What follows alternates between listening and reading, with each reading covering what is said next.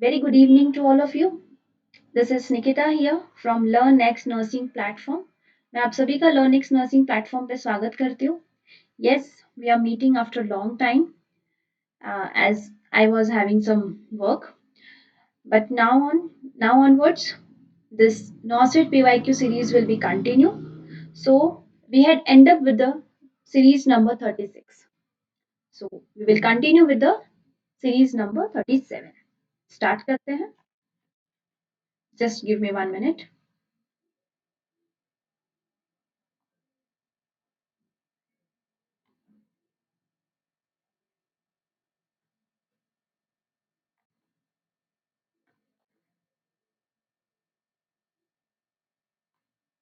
Okay, so question number 1. The nurse is assessing the motor function of an unconscious client. ठीक है, एक nurse है जो कि मोटर फंक्शन को असेस कर रही है in an unconscious client. The nurse would plan to use which of the following test for the client's peripheral response to the pain.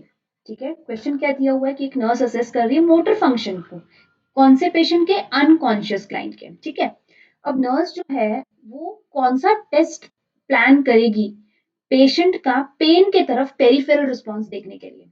ठीक है, she will do the sternal rub, she will pressure on the orbital rib के ऊपर pressure करेगी. ठीक है, then squeezing the sternocleidomastoid muscles and nail bed pressure, जो हमारे nail beds होते हैं उसके ऊपर प्रेशर देगी. ठीक है, अगर हम बात करते हैं रिस्पॉन्स की, ठीक है, दो तरीके के रिस्पॉन्स होते हैं. ठीक है, एक होता है सेरेब्रल रिस्पॉन्स और एक होता है पेरिफेरल रिस्पॉन्स. ठीक है, अब नाम से समझ में आता है कि जो सेरेब्रल रिस्पॉन्स होता है इसमें हमारा ब्रेन इन्वॉल्व होता है एंड हमारे क्रेनियल नर्व्स इन्वॉल्व होते हैं. ठीक है, brain and the cranial nerves. यही बात अगर हम करते हैं पेरिफेरल रिस्पॉन्स की, तो इसमें हमारी पेरिफेरीज यूज होती हैं. ठीक है, जो कि रिस्पॉन्स देगी पेन के रिलेटेड, या फिर इसको हम कह सकते हैं जिसमें हमारी स्पाइनल नर्व्स यूज होती है. ठीक है, अगर अब हम ऑप्शंस में बात करते हैं, स्टर्नल रब. अब जब स्टर्नल रब करोगे ना तो उसमें आपकी क्रेनियल नर्व्स यूज होगी. Orbital rib, again cranial nerves will use. Squeezing the sternocleidomastoid muscles, again the cranial nerves. तो हम ये कह सकते हैं कि option number A, B and C, ठीक है, ये क्या बताते हैं, दिस आर सेरेब्रल रिस्पॉन्स, क्योंकि यहाँ पे क्रेनियल नर्व्स इन्वॉल्व है. ठीक है, तो ना ही हमारा स्टर्नल रब पेन के तरफ पेरिफेरल रिस्पॉन्स देगा, ना ही प्रेशर जब हम ऑर्बिटल रिब पे देंगे तो वो भी कोई पेरिफेरल रिस्पॉन्स पेन की तरफ नहीं दिखाएगा. एंड स्टर्नोक्लिडोमेस्टॉइड मसल्स के ऊपर अगर प्रेशर देंगे या स्क्वीजिंग करेंगे, then also it will not show any response to the pain peripherally. अब बात करते हैं हम हमारे नेल बेड प्रेशर की, जो कि हमारा करेक्ट आंसर होता है यहाँ पे, because nail bed this comes under the peripheries and ये हमारे स्पाइनल नर्व्स के थ्रू रिस्पॉन्स देगा पेन के तरफ. ठीक है, सो नर्स एक अनकॉन्शियस पेशेंट में अगर उसे पेरिफेरल रिस्पॉन्स देखना है पेन के तरफ, तो वो नेल बेड प्रेशर टेस्ट जो है वो प्लान करेगी. Clear? Okay, next question. The condition associated with given below image, which of the following syndrome? ठीक है, थोड़ा क्वेश्चन उलझा हुआ लग रहा है. ठीक है, अब ये जो इमेज आपको दी हुई है ये कौन से सिंड्रोम से आपको एसोसिएटेड लगती है?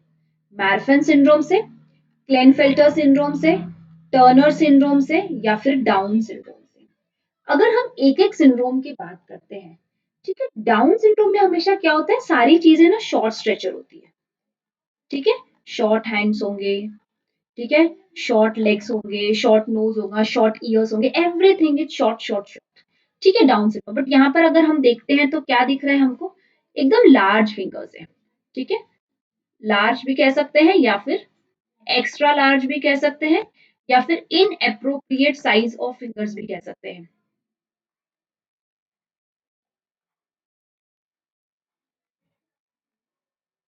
ठीक है, तो डाउन सिंड्रोम तो हमारा आंसर नहीं होता. Then, अगर हम टर्नर सिंड्रोम की बात करते हैं तो इसमें क्या होता है, only one x chromosome present. ठीक है, एक सिंगल एक्स क्रोमोसोम प्रेजेंट होता है. ठीक है, देन क्लीन फिल्टर सिंड्रोम की अगर हम बात करते हैं तो इसमें क्या होता है, one extra x chromosome. Wait, अगर हम बात करते हैं क्लीन फिल्टर की, तो one extra x chromosome present, जिसकी वजह से यहाँ पर क्या हो सकता है, एक्स्ट्रा आर्म और लेग्स कैन प्रेजेंट। ठीक है, तो हमारा आंसर क्लेन फिल्टर भी नहीं होता, क्योंकि इसमें तो एक्स्ट्रा फिंगर आएंगे। यहाँ पे अगर आप काउंट करते तो टोटल 5 फिंगर्स है, हियर आल्सो टोटल 5 फिंगर्स है। टर्नर सिंड्रोम में वन एक्स क्रोमोसोम, सिंगल एक एक्स क्रोमोसोम प्रेजेंट होता है, कोई एक्स्ट्रा नहीं होता, कुछ नहीं होता। ठीक है, जो कि डबल एक्स होना चाहिए, वो एक सिंगल एक्स हो जाता है। ठीक है, एंड डाउन सिंड्रोम में तो हमने पहले देख लिया कि सब शॉर्ट होगा। तो अब हमारा आंसर आता है मार्फन सिंड्रोम। ठीक है, तो ये जो इमेजेस है जिसमें कि हमको एक्स्ट्रा लार्ज फिंगर्स दिख रही है, इनएप्रोप्रिएट साइज ऑफ फिंगर्स दिख रही है, जिसको हम स्लैंडर फिंगर्स भी कहते हैं। स्लैंडर, ये हमको दिखता है मार्फन सिंड्रोम में। अब मार्फन सिंड्रोम क्या होता है?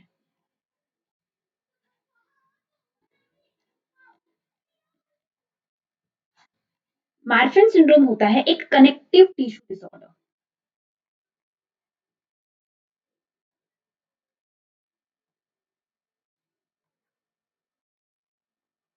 ठीक है, Marfan syndrome is a connective tissue disorder. किसके वजह से होता है? Because of gene defect. ठीक है, एंड ये कौन कौन से सिम्टम्स, कौन कौन से सिस्टम्स को हमारे अफेक्ट करता है? स्केलेटन सिस्टम, हमारा सीवीएस, कार्डियोवैस्कुलर, हमारा विजन, हमारा स्किन, एंड स्पेशली जब स्केलेटन सिस्टम की हम बात करते हैं, so it gives slander fingers. ठीक है, extra large fingers, extra large hands, extra large legs. ठीक है, जिसको हम कहते हैं एरेक्नोडैक्टिली।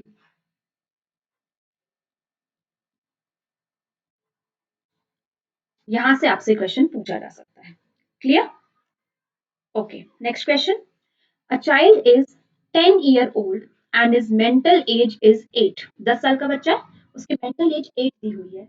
What is his IQ level? आपको उसका IQ लेवल जो है वो निकालना है।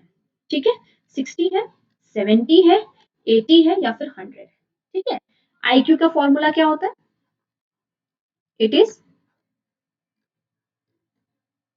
Mental as divided by chronological age,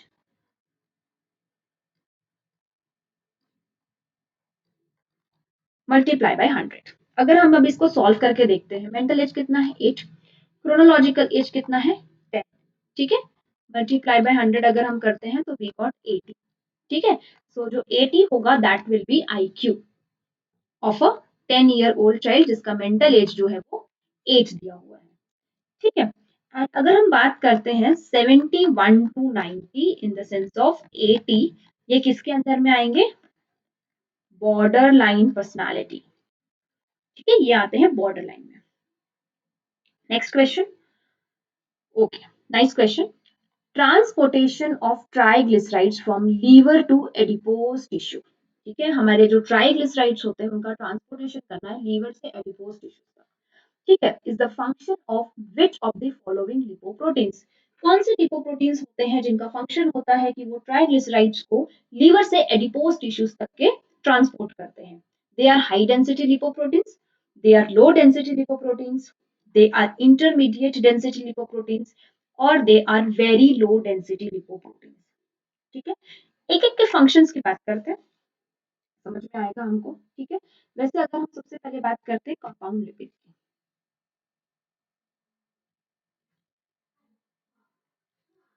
ठीक है, कंपाउंड लिपिड के अंदर में 3 टाइप्स के होते हैं। ठीक है, एक होता है हमारा लिपोप्रोटीन्स, जिसके ऊपर हमको क्वेश्चन पूछा गया है। ठीक है, एक होता है फॉस्फोलिपिड, और एक होता है ग्लाइकोलिपिड।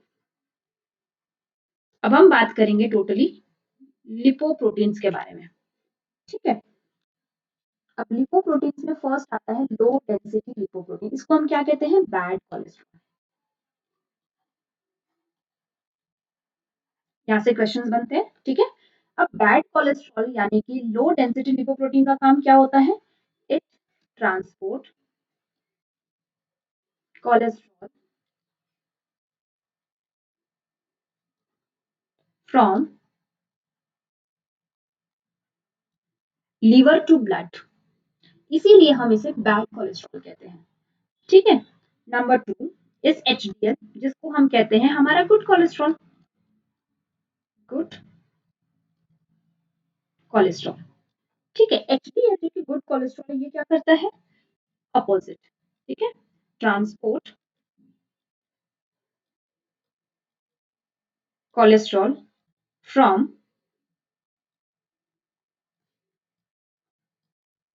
Blood to liver. ठीक है। अब लो डेंसिटी क्या था? Bad cholesterol. क्यों? क्योंकि वो कोलेस्ट्रॉल लीवर से ब्लड में लेके जाता था। एचडीएल क्या करता है? कोलेस्ट्रॉल को ब्लड से लीवर की तरफ लेके आता है, सो दैट उसका मेटाबॉलिज्म हो सके। ठीक है। देन थर्ड आता है हमारा वेरी लो डेंसिटी लिपोप्रोटीन। ठीक है। ये क्या करता है? Transport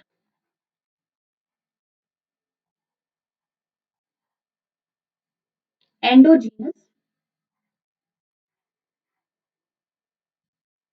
triglycerides and triacyl glycerol into muscle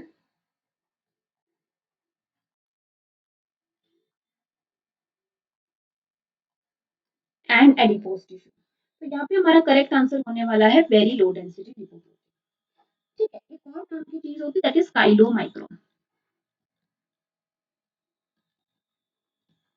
अब ये काइलोमाइक्रोन क्या होता है? ये भी एक तरीके का लिपोप्रोटीन ही होता है। And what they are doing, they transport exogenous. Endogenous को कौन करता था? Very low density lipoprotein. Chylomicron किसको करते हैं? एक्सोजीनस को। Tri exogenous, sorry transport exogenous and dietary triglycerides, sorry triglycerides to muscles और एडिपोज टिश्यू, और we can say to the fatty tissues. ठीक है। Again, I'm repeating low density lipoprotein, which is the bad cholesterol, HDL, which is a good cholesterol, VLDL, that is very low density lipoproteins, it transports endogenous triglycerides or the transportation of glycerides from liver to the adipose tissues. ठीक है। यहाँ पे chylomicron option में दिया ही नहीं है। ठीक है। Chylomicron is for the exogenous अगर आपको स्पेसिफिकली पूछे। ठीक है। VLDL is specifically for the endogenous triglycerides to the adipose tissues or the muscle tissues or the fatty tissues. ठीक है। This is the correct answer. That is option number 4. Next question. A newborn presented with the chest retraction. ठीक है। एक newborn है जिसको chest retractions present है, dyspnea है and वो lethargy भी है। ठीक है। chest retraction है, dyspnea है, lethargy, समझ में आ रहा है कि RDS का पेशेंट है। ठीक है। The baby is diagnosed as having respiratory distress syndrome by a pediatrician. Pediatrician ने diagnose कर दिया कि पेशेंट को RDS है। This occurs due to the deficiency of, simple आपको पूछा गया कि रेस्पिरेटरी डिस्ट्रेस जो होता है वो किसकी डेफिशिएंसी की वजह से होता है? As we all know, surfactant. Surfactant नहीं होता है जिसके वजह से रेस्पिरेटरी डिस्ट्रेस स्पेशली होता है। ठीक है। सो लेसिथीन की डेफिशिएंसी की वजह से होगा, स्फिंगोमाइलिन की डेफिशिएंसी से होगा, डाइफॉस्फोफैटिडिल इथेनॉल अमाइन की वजह से होगा, या फिर डाइपेलमिटॉइल इनोसिटोल की वजह से होगा। इन चारों में से ऐसी कौन सी चीज की डेफिशिएंसी होगी जिसके वजह से बेबी को रेस्पिरेटरी डिस्ट्रेस सिंड्रोम होगा? अब हमको एक चीज तो देख ली हमने कि सर्फेक्टेंट। अब सर्फेक्टेंट में तो इन सभी का काम आता है। ठीक है।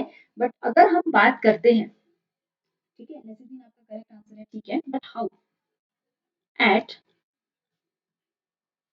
34 वीक्स अगर हम लेसिथिन या फिर स्फिंगोमाइलिन का, ठीक है, लेसिथिन और स्फिंगोमाइलिन का रेशियो देखते हैं तो इट ऑलवेज 2:1।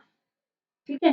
एंड अगर हम यही देखते हैं 28 वीक्स पे तो ये होता है 1:1। तो अब न्यूबॉर्न है मतलब नियर बाय टू 34 वीक्स है, तो यहाँ पे लेसिथीन का रेशियो ज्यादा होता है कि स्फिंगोमाइलिन का? लेसिथीन जो है वो मोर कंटेंट करता है सर्फेक्टेंट, इसीलिए due to deficiency of lecithin patient is having respiratory distress syndrome. ठीक है, आंसर्स में देखो आपका लेसिथिन भी राइट होता था, स्विंगोमालिन भी, डाइफॉस्फेटेड एथेनामाइन भी।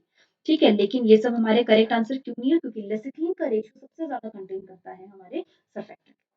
क्लियर? Next question.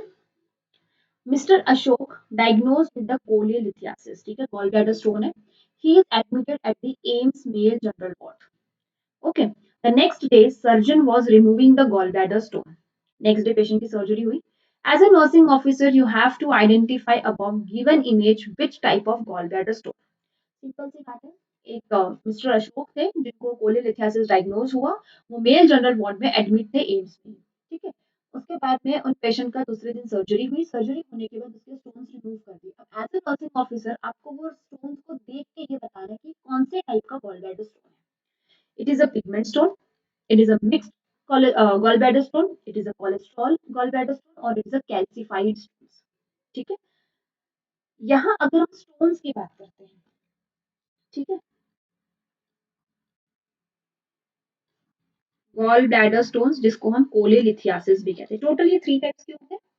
ठीक है, इसमें हमारा सबसे पहला आता है मिक्स्ड टाइप। अब मिक्स्ड टाइप में क्या होगा ना, हमको कोलेस्ट्रॉल भी मिलेगा प्लस बाइल सॉल्ट भी मिलेगा प्लस कैल्शियम सॉल्ट भी मिलेगा एंड ब्राउन कलर के ये होते हैं। ठीक है, ब्राउन इन कलर। देन एक होता है हमारा पिगमेंटेड। ठीक है, पिगमेंटेड में हमको क्या कंटेंट मिलने वाला है? सबसे first thing, it is dark brown to black. It is dark brown to black. ठीक है, इसके अंदर में हमको क्या कंटेंट मिलता है? मैक्सिमम कंटेंट हमको इसमें मिलता है फॉस्फेट का, पिगमेंटेड में, जिसके वजह से ही ये ब्राउन टू ब्लैक होते हैं। ठीक है, yes they have calcium plus bile also. कभी कभी कंटेंट पूछ लेते हैं, again I am repeating, mix type में क्या होता है? कोलेस्ट्रॉल होता है, बाइल सॉल्ट होता है, कैल्शियम सॉल्ट होता है, as well as brown colour के ये होते हैं मिक्स टाइप में। पिगमेंटेड कैसे होते हैं? डार्क ब्राउन के होते हैं, dark brown to black, maximum phosphate होता है, कैल्शियम प्लस बाइल होता है। ठीक है, देन एक होता है कोलेस्ट्रॉल स्टोन।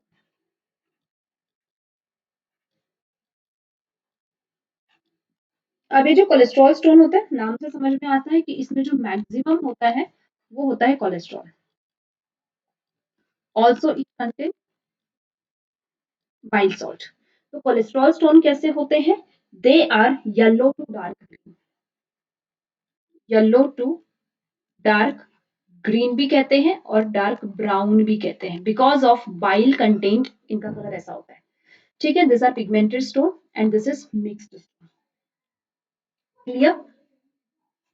सो यहाँ पे हमारा करेक्ट आंसर क्या हो जाएगा? जो गिवन इमेज हमको दी हुई है, that is of cholesterol stone, that is option number C will be our correct answer. Clear? Next question. The production of first heart sound is because of which of the following? ठीक है, जो first heart sound होता है वो किस कारण से हमारा प्रोड्यूस होता है? ठीक है, closure of semilunar valves, contraction of atrial musculature, rushing of the blood into the ventricles, closure of the atrioventricular valves. अगर हम इसमें बात करते हैं, क्लोजर ऑफ सेमिलुनार वॉल्स कौन सा साउंड प्रोड्यूस करते हैं? Heart sound S2। ठीक है, कॉन्ट्रैक्शन ऑफ एट्रियल मैस्कुलेचर की वजह से होता है हमारा S4 हार्ट साउंड प्रोड्यूस होता है। Rushing of blood into ventricles जो है वो हमारा S3 प्रेजेंट प्रोड्यूस करते हैं and closure of atrioventricular valves जो होते हैं वो हमारा फर्स्ट हार्ट साउंड यानी कि S1 का प्रोडक्शन करते हैं। ठीक है, the production of first heart sound is because of the closure of the atrioventricular valve. ये आपको चारों याद करने हैं, आपसे कुछ भी पूछा जा सकता है, S1 S2 S3 S4। ठीक है, okay, next question. What is normal in an infant with a 2.8 kg birth weight? ठीक है, एक न्यूबॉर्न है, इन्फेंट है जिसका वेट है 2.8 kg। ठीक है, weight gain of 300 gram till 3 months will be the correct, ये नॉर्मल चीज हो गई। Increase in length of 25 centimetre in an year, ये नॉर्मल है। Anterior fontanelle closure by the 6 months, ये नॉर्मल है। Weight under 75th percentile and height under 25th percentile, ये normal है। सी क्वेश्चन क्या पूछा गया है? उस इन्फेंट में जिसका वेट 2.8 kg है, बर्थ वेट, उसमें क्या चीज नॉर्मल रहेगी? उसका weight gain 300 gram till 3 months, never. Anterior fontanel closure by 6 months, no, it is approximately by the 18 months. ठीक है, weight under 75th percentile and height under 25th percentile, no. यहाँ पे हमारा करेक्ट आंसर हो जाएगा option number B, that is increase in length of 25 centimetre in an year. अब आप पूछोगे मैडम कैसे? Let's see. देखो, अगर हम लेंथ यानी कि हाइट की बात करते हैं, ठीक है, ये होती है एट बर्थ पे 45 टू 50 सेंटीमीटर, जिसको हम एवरेज कहते हैं 50 सेंटीमीटर। ठीक है, अब 0 टू 6 मंथ पे ये इंक्रीज होती है 2.5 centimetre per month, it increases. ठीक है, उसके बाद 7 टू 12 मंथ तक again it increases 1.25 centimetre per month, it increases 2.5 centimeter per month increases till 6 months, rest of the 6 months 1.25 centimeter per month it increases। ठीक है, then 3 months में हम इसको कहते हैं 60 centimetre by adding into this 50 centimetre. ठीक है, then 6 months में हम इसको कहते हैं 65 सेंटीमीटर। ठीक है, 9 मंथ में हम इसको कहते हैं 70 सेंटीमीटर। ठीक है, 1 ईयर में हम इसको कहते हैं 75 सेंटीमीटर। अगर अब आप उसका बाय बर्थ काउंट करते हो तो 50 plus 25 it is 75 centimetre. So this is the correct. ठीक है, कि 2.8 केजी जिसका बर्थ वेट था, और अब जो एक इन्फेंट है यानी कि 1 ईयर का है, तो उसमें क्या हो जाएगा, 1 ईयर पे उसकी जो लेंथ है वो बाय 25 सेंटीमीटर इंक्रीज हो रही है। बाय एट बर्थ वेट कितना था 2.8 केजी, तो एट बर्थ उसकी हाइट कितनी होगी 50 सेंटीमीटर। उसमें अगर आप इस 0.6 मंथ्स, ठीक है, 7 इस हिसाब से काउंट करके अगर आगे जाते हो तो 1 ईयर पे उसकी हाइट हो जाएगी 75 centimetre. It means by 25 centimetre in an year उस बेबी के अंदर में हाइट इंक्रीज हुई है, because it is a normal growth and development. ठीक है, देन 4 ईयर पे क्या होती है, double, that is 100 centimetre. Then 13 year पे होती है 150 centimetre, that is triple by the birth weight, sorry by the birth height. Clear? Next question. In a hospital there are 4 patients who require attention of the nurse. Total 4 patient है जो कि nurse का attention require करते हैं। Whom of the following should the nurse attend first? इन चारों patient में से nurse सबसे पहले किसको अटेंड करेगी, किसको अटेंड करना चाहिए? ठीक है, 66 ईयर ओल्ड का एक पेशेंट है जो कि डिस्चार्ज के लिए वेट कर रहा है। 34 ईयर ओल्ड अस्थमा पेशेंट है जो कि बोल रहा है कि मुझे एम्बुलेशन करा दो, मतलब मुझे थोड़ा सा मोबिलाइज करवा दो। 66 year old with a pneumothorax complaining of shortness of breath। 66 year के एक पेशेंट है जो कि न्यूमोथोरैक्स उनको डायग्नोसिस हुआ है एंड उन पेशेंट को शॉर्टनेस ऑफ ब्रेथ की कंप्लेन हो रही है। ठीक है, यानी कि डिज्निया हो रहा है, टेकिपनिया है। 21 year old post operative patient complaining of pain. एक पोस्ट ऑप पेशेंट है जिसकी एज 21 ईयर है एंड अब वो पेन की कंप्लेन कर रहा है। आपकी फर्स्ट प्रायोरिटी उस एज अ नर्सिंग ऑफिसर क्या होनी चाहिए? Yes, very correct. It is 66-year-old with a pneumothorax complaining of the shortness of breath। हमें सबसे पहले shortness of breath को जो है करेक्ट करना पड़ेगा। Clear? Last question. A 3-month-old baby came with the complaints of deafness है, defect in vision है, patent ductus arteriosus है। Which of the following is the diagnosis? 3 महीने का बेबी है जिसको डेफनेस है, डिफेक्ट इन विजन है, मतलब कि देखो ईयर गया, आईज भी गए एंड हार्ट, तीनों चीज इन्वॉल्व हो रही है। तो ऐसा कौन सा कंडीशन होता है जिसमें बेबी के ये तीनों सिम्टम्स हमको दिखते हैं? That is rubella, cytomegalovirus, herb simplex virus और दी टॉक्सोप्लाज्मोसिस। एक आपने सुना होगा CRS, that is congenital rubella syndrome. इसमें भी ना हमको 3 ट्रायड मिलता है CRS का। ठीक है, जिसमें सबसे पहले हमको मिलता है सेंसरी न्यूरल हियरिंग लॉस।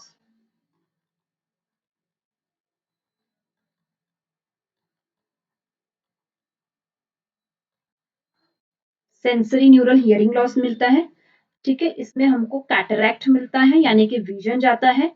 ठीक है, एंड हमें इसको पीडीए मिलता है, that is patent doctors arteriosus. ये तीनों कंडीशन हमको यहाँ मिल रही है। इट मीन्स ये हमको क्या बताता है, ये हमको रूबेला का इन्फेक्शन बताता है, जिसकी वजह से 3 मंथ ओल्ड बेबी में डेफनेस हो रहा है, sensory neural hearing loss, defect in vision हो रहा है because of the cataract, and patent ductus arteriosus हो रहा है। ठीक है, अगर मैं बात करती हूँ इस सीआरएस की, ये सबसे ज्यादा डेंजरस कब होता है, when it is most dangerous,